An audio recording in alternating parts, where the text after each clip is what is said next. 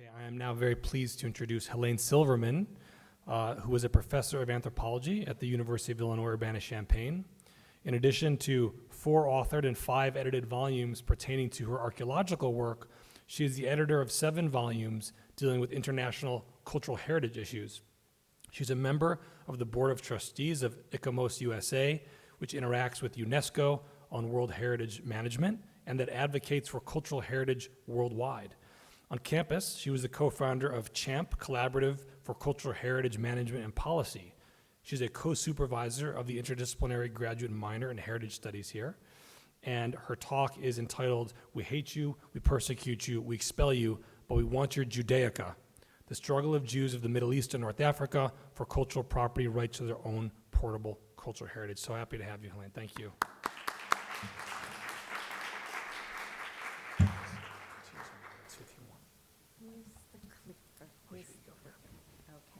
And what I'll ask, Brett, is if you see this going down, please come lift it up, because this is very image heavy. So I want to thank Brett for organizing this important symposium under exceptionally arduous challenges. I'm very honored to be speaking with the other participants, and I will tell you that some of the images I show are shocking, and you should be shocked, and I hope you won't turn away. So I'll begin. There is a long history of Jewish communities in the Middle East and North Africa, an area known by the acronym MENA. Jews lived in MENA from biblical times until the mid-20th century. Their daily lives always involved a tenuous relationship with the Muslim governments and Muslim peoples of these countries, but there were periods of respite and opportunity such that the Jews held on and sometimes prospered. The situation for the MENA Jews changed dramatically at the time of the reconstitution of the State of Israel in 1948, when across the region, Jews were physically and politically attacked in a coordinated policy of persecution, restrictions on civic life, outright murder, pauperization through confiscation of assets, limits on movement, and surveillance of speech. These events were orchestrated by the political committee of the Arab League. Almost 1 million MENA Jews were forced into exile. This shocking ethnic cleansing is actively denied by some on our campus and other campuses, despite the massive photographic, written, eyewitness, and oral testimony about this historic purge. By any definition, the MENA Jews became refugees. The amount of land and personal and community property that was confiscated from them and that had to remain behind when they fled and were expelled is valued in the hundreds of billions of dollars. The Muslim government's confiscation of Jewish assets followed the Nazi playbook. There are only a literal handful of Jews in just a few of the MENA countries. Notwithstanding the absence of Jews, the MENA countries are now engaged in a cultural heritage campaign to assert their alleged rights over domestic Judaica. As well, they seek to acquire Judaica owned by exiled Jewish communities living in the United States. The contention of the various MENA governments is that Jewish cultural property is the national heritage of the Arab countries. This is risible given the history of discrimination, persecution, and exile endured by each of the MENA Jewish communities. It is the heritage and patrimony of almost 1 million indigenous Jewish refugees who were ethnically cleansed and who fled state-sanctioned anti-Semitic persecution under duress. Moreover, most MENA governments have done little to preserve the built sites or memory of the Jewish population. Therefore, I ask this question: what rights of ownership should a repressive state have on the material possessions of the minority population it has persecuted and expelled? My focus is the recent Memorandums of Understanding, or MOUs, between the United States Department of State and various MENA countries. I want to credit the international cultural property lawyer Kate Fitzgibbons and Cultural Property News with much of the information I will present. MOUs. Since February 2018, the U.S. State Department has been signing MOUs with MENA countries. The intent of this kind of MOU is to impede the illegal trafficking of antiquities. Normally, these MOUs would be pro forma. The United States has bilateral cultural agreements with many countries whose archaeological and ethnographic material is coveted by the international art market. Any MOU seeking to protect cultural heritage in a home country is laudable, and the example I'm showing you pertains to the MOU between the United States and Peru. But the MOUs with MENA countries are deeply flawed and unethical because these MOUs discriminate against the Jews of Middle Eastern and North African origin.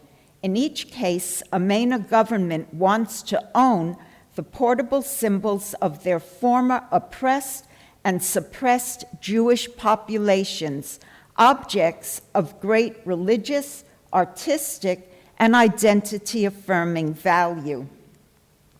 It is inevitable that the Nazis' degenerate art exhibition comes to mind. That notorious exhibition was designed to demonstrate control over a people despised and denigrated by the state. During the Third Reich, the Nazis stole Jewish religious and secular art so as to remove the entire offensive Jewish essence from Germany. The MENA countries do not want Jews, yet they seek to hold Judaica hostage. Jewish organizations such as Jimena in the United States and Harif in Britain, as well as scholars, legal experts, heritage NGOs, have protested all of these MOUs. As Catherine Brennan and Kate Fitzgibbon have observed, the nationalist framework of MENA cultural policy is underwritten by a pattern of abuse of the human rights, cultural rights, religious rights, and property rights of Jewish minorities. The MOUs also are improper in terms of international rights covenants and therefore unjust. Now I move on to the case studies, and let me indicate that I don't have time to include all of the MENA countries. Egypt.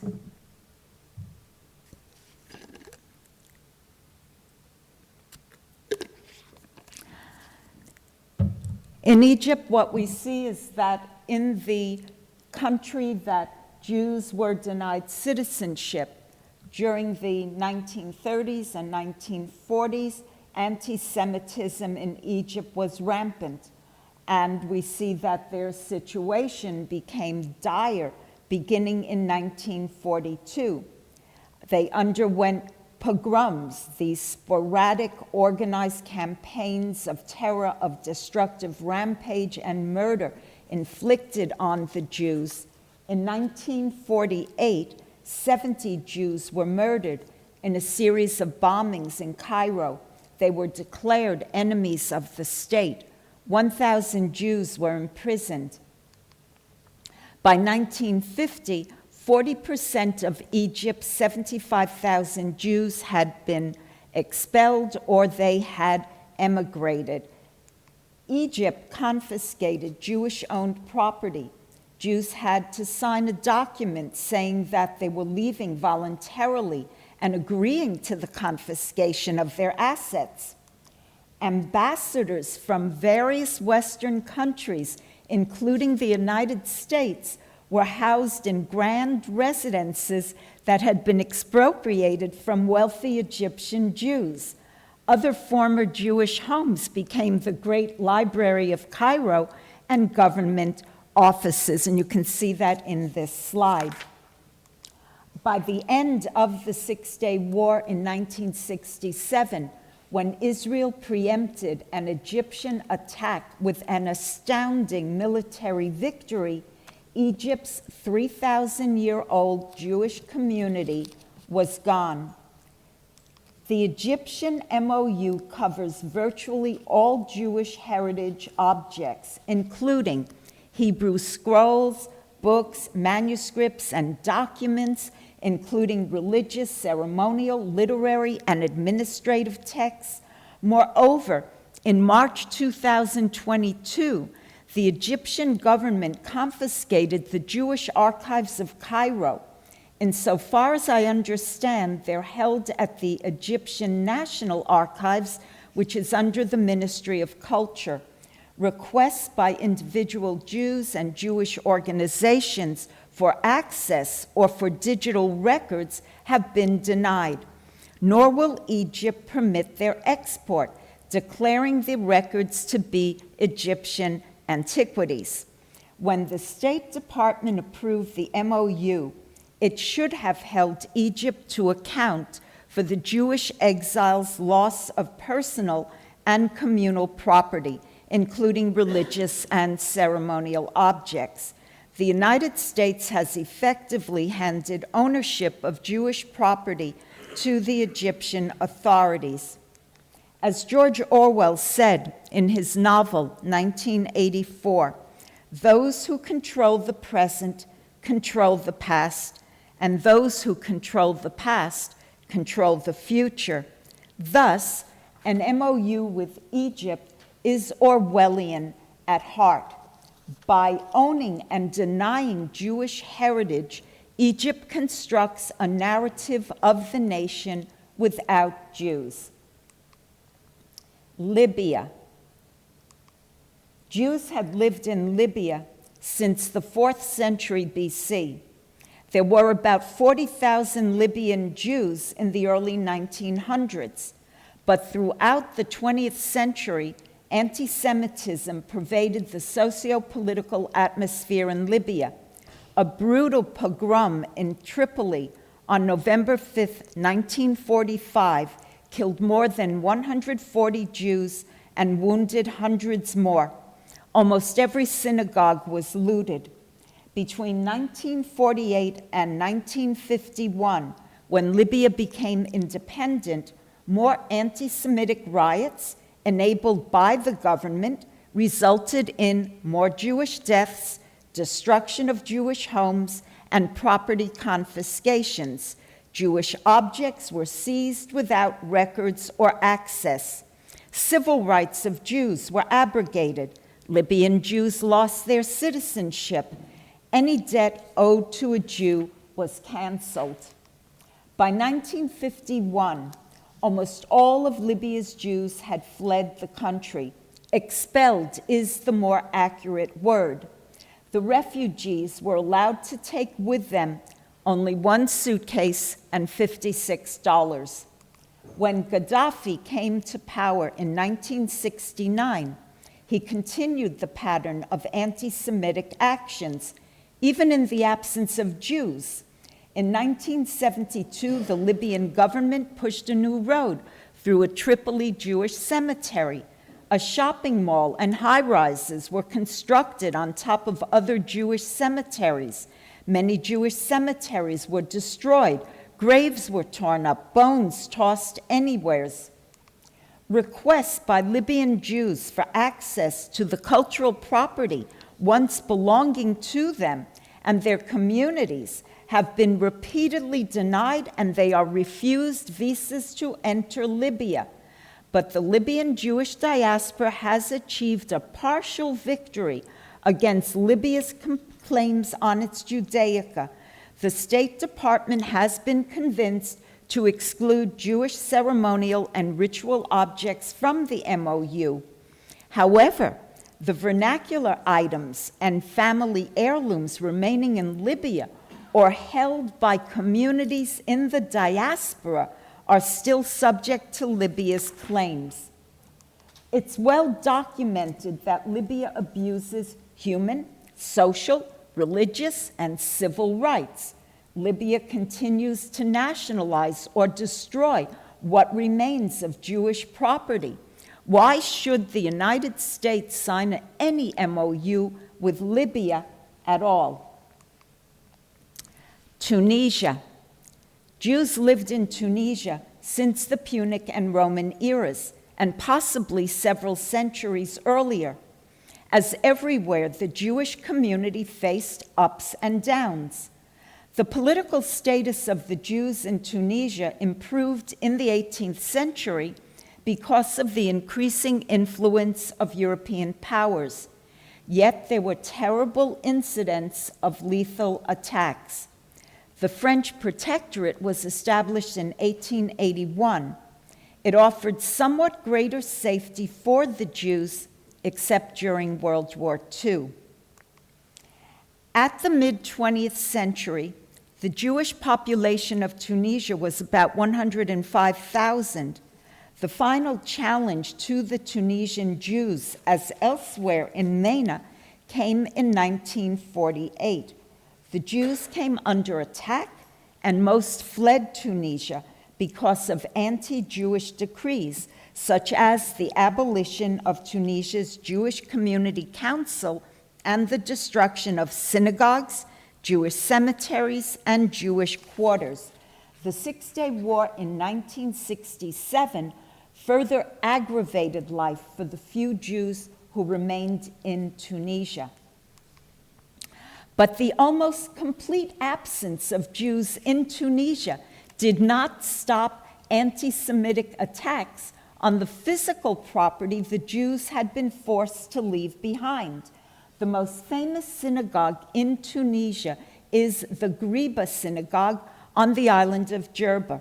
For centuries, Tunisian Jews had made an annual pilgrimage to this synagogue. On April 11th, 2002, Al-Qaeda claimed responsibility for bombing the synagogue, killing 19 people and wounding over 30.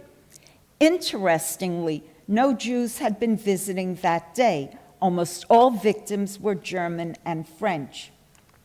On May 9th, 2023, the Ghriba synagogue was attacked again, this time in a mass shooting that was deliberately timed for a Jewish pilgrimage.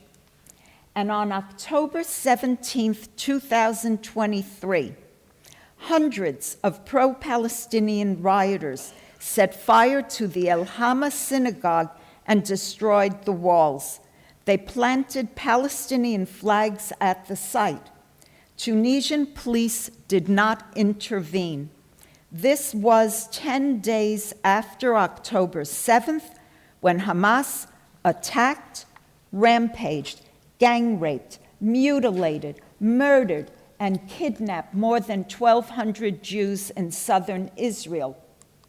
On February 25th, 2024, another local mob burned a different synagogue, this one in Sfax. Given this history, it is bitterly offensive that Tunisia now requests an MOU with the United States, which will give it control of Tunisian Judaica in country and among the diaspora living in the United States. Algeria. There were Jews in Algeria since the time of the Roman occupation. Some 26,000 Jews lived there when the French colonization began in 1830. By the 1890s, there were as many as 90,000 Algerian Jews. Although the French guaranteed freedom of religion and equality of Jews and Muslims, centuries-old French anti-Semitism took hold among the expatriate French community in Algeria, where every municipal council was controlled by anti-Semites, and newspapers were rife with xenophobic attacks on the local Jewish communities. The Dreyfus Affair in 1894 ignited massive attacks on Algerian Jews, with over 158 Jewish-owned shops looted and burned, and 2 Jews were killed, while the army stood by and refused to do anything. The French actively incited Muslim violence against the Jews, thereby exacerbating the situation. This led to the 1934 Constantine pogrom, in which 25 Jews were killed and 200 Jewish stores were pillaged. At this time, the Jewish population in Algeria was nearly 140,000. Jacques Derrida, by the way, was an Algerian Jew. In 1942, at the age of 12, he was expelled from his lycée in Algiers because of the Vichy government's anti-Semitic policies. He read on his own until the late 1940s and then migrated to Paris in 1949 to resume school. Derrida lived through the terrible French policies in Algeria in the 1940s, although he doesn't appear to have written about that time. More anti-Semitic violence occurred following Algeria's independence from France in 1962. Almost all of Algeria's Jews left the country. This was the end of 2,000 years of Jewish history in Algeria. With only a handful of Jews remaining in Algeria in 2005, the government began to redress anti-Semitism by establishing a Jewish association and passing a law that recognizes freedom of religion. In 2014, the Minister of Religious Affairs announced that the Algerian government would reopen Jewish synagogues, but the community by then was less than 50. These were empty gestures, and they are inexplicable except to present a better face to America. It is outrageous that the MOU proposed by our State Department grants to Algeria ownership of the property they confiscated from their Jewish citizens and reaching into the diaspora. And I would like you to read that slide. Algeria, where are your Jews? Said Helaine Noor at the UN. After PLO, Qatar, Syria, Sudan, Saudi Arabia, and other regimes, Arab regimes, accused Israel of apartheid, UN Watch's Helaine Noor took to the floor. Algeria, Egypt, Syria, Iraq, where are your Jews? Yemen. The Jews of Yemen were an ancient population.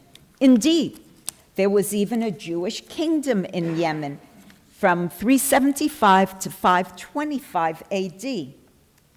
But the rest of the history of the Jews of Yemen is full of repeated periods of killings, attempts at forced conversion by threat of death, confiscation of property, discriminatory taxation, closure of synagogues. Still, by the early 1940s, the Jewish population in Yemen was 50,000.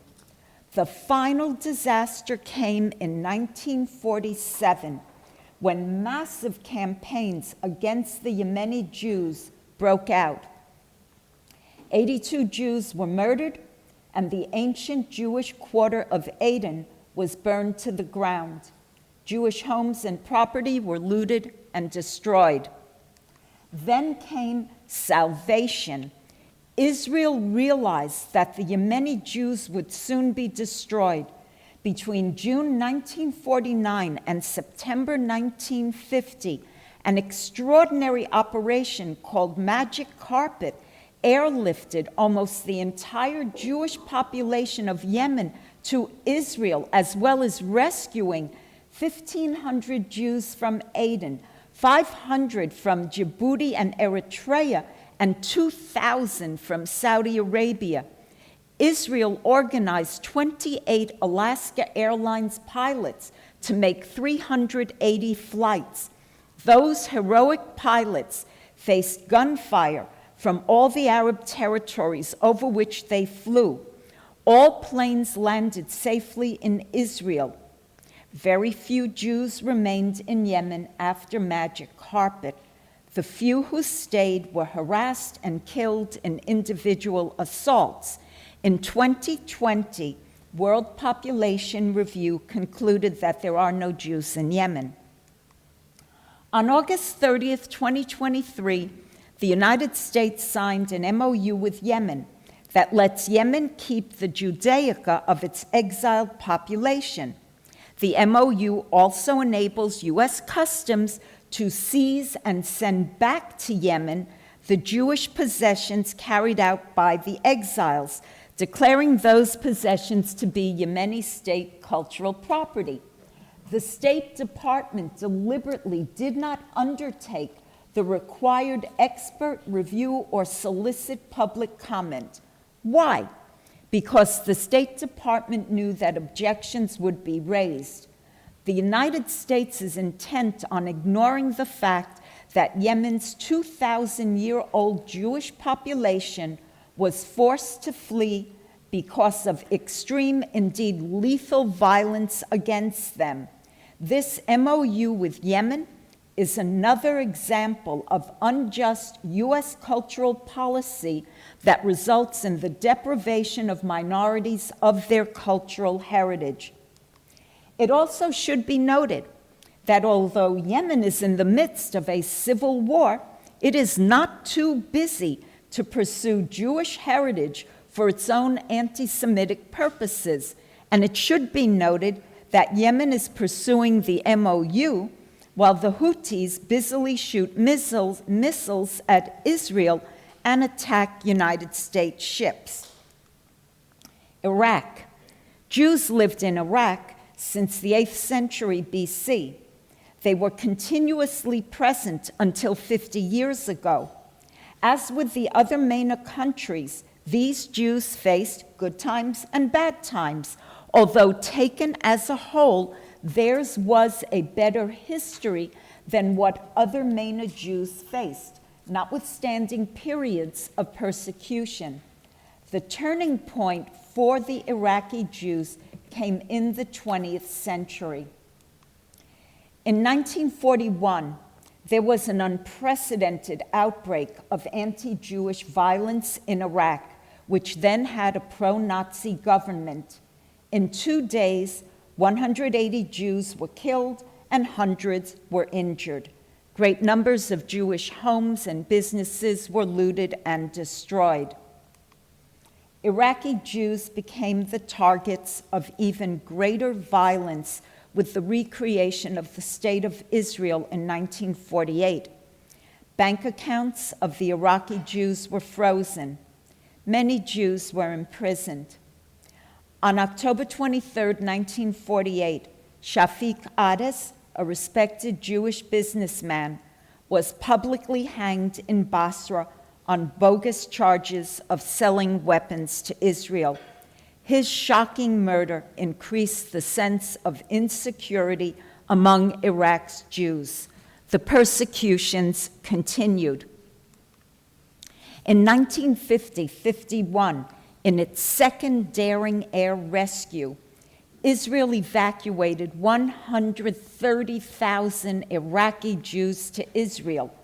The Jews had been forced to renounce their Iraqi citizenship and to leave everything behind. Hundreds of millions of dollars of Jewish community property were surrendered. The refugees were destitute, with no funds or property to start their lives anew. For the remaining 4,000 Jews, life in Iraq got even worse after the 1967 war. On January 27, 1969, Iraqi authorities hanged 9 Jews in a public execution in Baghdad, allegedly for spying for Israel. They were among the last Jews of Iraq, and I remember this when I was in college. I remember it vividly. Iraq now has the nerve, the chutzpah, to insert in its MOU with the United States a claim for the return to Iraq of 2,700 Jewish objects that are in the United States because the Iraqi Jews took them out with them. These range from personal documents, school records, family memorabilia, as well as religious texts, artifacts, a Hebrew Bible dating to 1568, fragments of Torah scrolls, cases for Torah scrolls, and a handwritten Haggadah.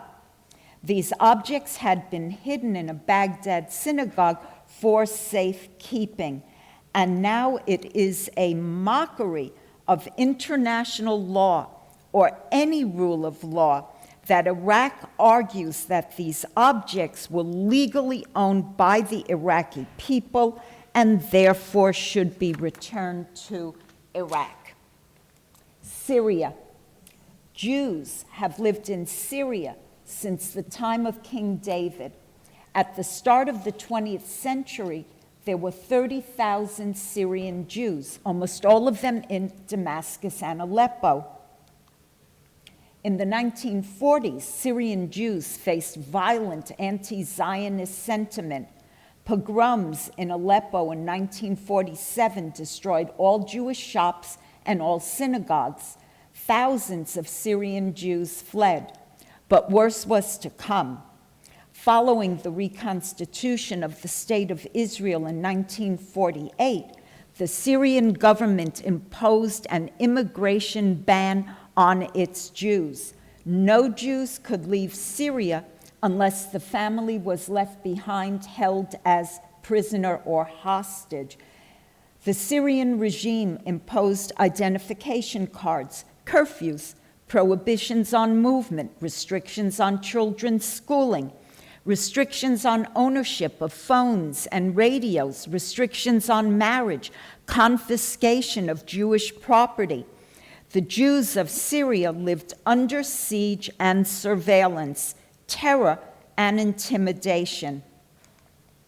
It was only in 1992, when Syria needed Western aid, that it permitted its remaining Jews to leave, exiled with nothing. Their treasured Judaica had to remain behind. Since 2012, Syria has been embroiled in a civil war between its murderous dictator and murderous Islamic forces. How appalling that Syria, in the midst of its conflict, is functional enough and hate-filled enough so as to insist that Torahs, menorahs, and other religious and ceremonial objects, as well as literary and administrative documents and even family photographs, are property of the nation and must remain in Syria, as well as be reclaimed from the Syrian diaspora. Meanwhile, decades of anti-Semitic attacks on Syria's Jewish community destroyed their built heritage as well.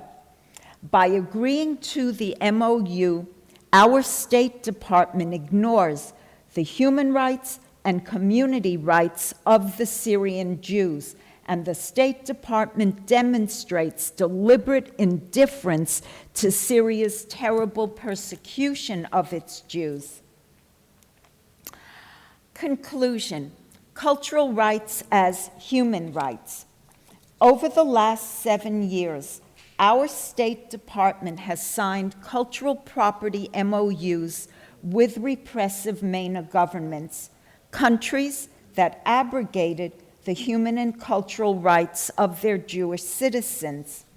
The State Department professes that the MOUs promote American leadership in achieving greater international cooperation, and that the MOUs foster international understanding of humankind's common heritage. This is hypocrisy in terms of MENA's cruel treatment of its Jews.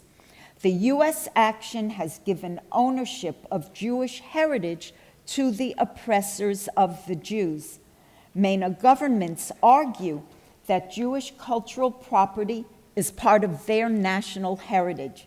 But as we have seen, Jewish cultural property in MENA was seized from private homes, schools, communal organizations, and synagogues. It is the heritage and patrimony of almost 1 million indigenous Jews who were ethnically cleansed from MENA and who fled state-sanctioned anti-Semitic persecution under duress, thereby becoming refugees. The United States believes that selling out a religious minority is a small price to pay in order to placate MENA. The cultural heritage disputes encompassed by the MOUs are a proxy for larger issues on the international geopolitical stage. Christina Luke has aptly observed that cultural heritage projects enact symbolic geographies of power. Indeed, heritage emulates geographies of power. And the Swedish scholar Rebecca Katz-Thor emphasizes that the emotional, cultural, and economic politics of belonging are regulated by state power. Implicated in MENA history and MENA cultural heritage claims are the fundamental questions of inclusion in and exclusion from a national history narrative, indeed from the body of the nation itself. Across MENA, a uniform decision was made at mid-20th century that modern Islam, in its politicized form, would not tolerate the Jews, not before 1948 and not after 1948. That's why the MENA Jews were persecuted, killed, fled, or were expelled. The recreation of the State of Israel was the final excuse for MENA to rid itself of those pesky Jews who these Muslim countries had oppressed and murdered over centuries, those determined Jews who steadfastly had not converted nor had they left voluntarily. That's why Jews of Middle Eastern and North African origin are refugees. Anti-Zionism and Arab nationalism built on the momentum of previous centuries of anti-Semitism. At mid-century, the Jews of MENA, so long and deeply embedded in those countries, were subjected to widespread state-organized violence and mob terror. This is when almost 1 million Jews in MENA were expelled from their countries and became refugees. Let me show you this table of the demographics. And I want to return to an earlier slide, which now you should be able to understand in context. The actions of the MENA countries against their Jews was contrary to accepted human and cultural rights doctrines. The anti-Semitic actions of the MENA countries violate Article 17. The exiled Jews from MENA were forced to leave everything behind. And in fact, my eyes skipped before when I was speaking, and I'll go back over that. We can edit the tape about the 2,700 objects. They actually were hidden in a basement, and the U.S. recovered them and then took them out. So sorry for the bifocal focus. MENA also violated Article 27. The right to take part in cultural life is a human right. Regardless of who you are, what you believe, you have a cultural and human right to partake of that. These later documents speak about cultural pluralism, and that is very significant because this is not what we are currently seeing. Recognition of the Jewish experience in MENA, the acknowledgement of that history, saying it and teaching it, would be a first step in countering anti-Semitism on the American campus. A second step in combating anti-Semitism is also based in history, the need to teach its truth. There have always been Jews in Israel. Jews have never been absent from Israel. Jews were 30% of the population in 1940, and who the hell do you think those Sabras were in 1948? A third step to combat anti-Semitism on all campuses is to widely acknowledge that in contrast to the absence of Jews in today's MENA world, 2 million Arab Israelis are citizens of Israel. In Israel, they can enjoy a raucous democracy, superb education, opportunity for prosperity, a hyper-dynamic economy, multi-gender equity, fair courts, freedom of religion, the most advanced healthcare system, and overall tolerance if they choose to live in peace in a multi-ethnic polity rather than an ethno-national state, a terrorist state bent on the destruction of the Jews and Israel. Israel is the only example of DEI in the Middle East and North Africa.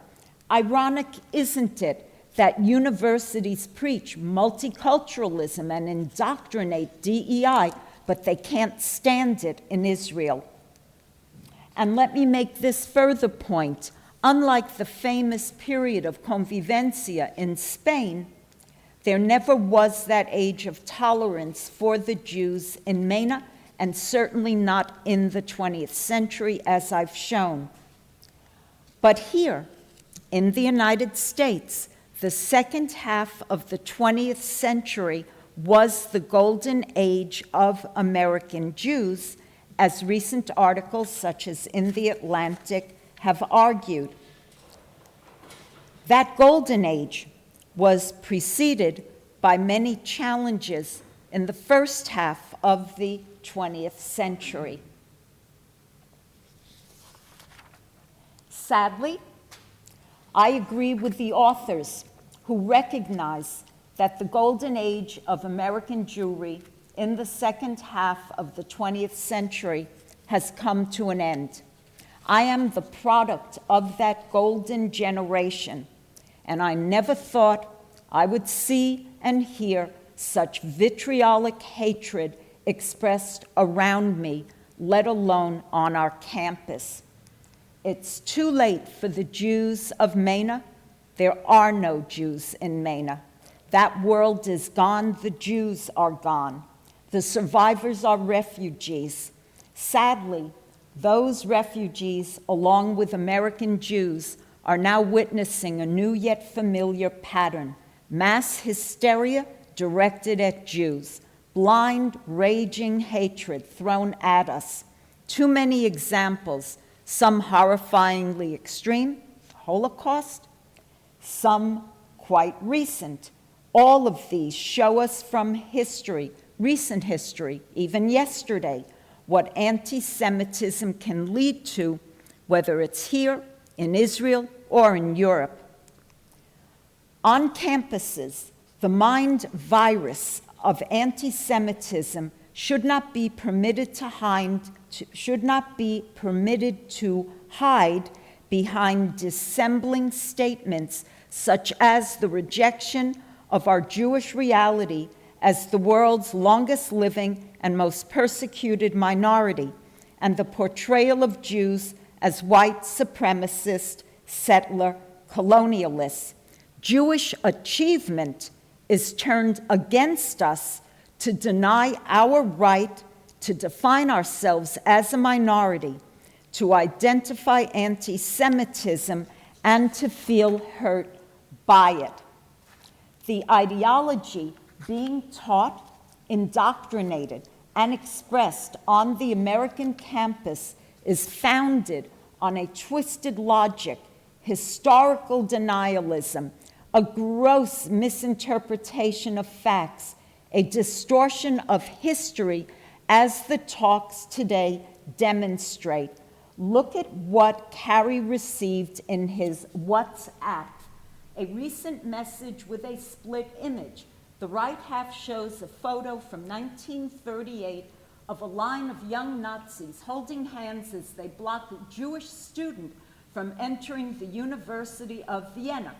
The left half shows a photo of a pro-Hamas demonstration preventing Jewish students from entering Columbia University. We are living through the 1930s. It's time to call it out and to denounce the orchestrated campus hysteria of SJP and FJP and their allies. Call it out for what it is, anti-Semitism. It should not be tolerated. Never again. God bless the IDF. Thank you, America.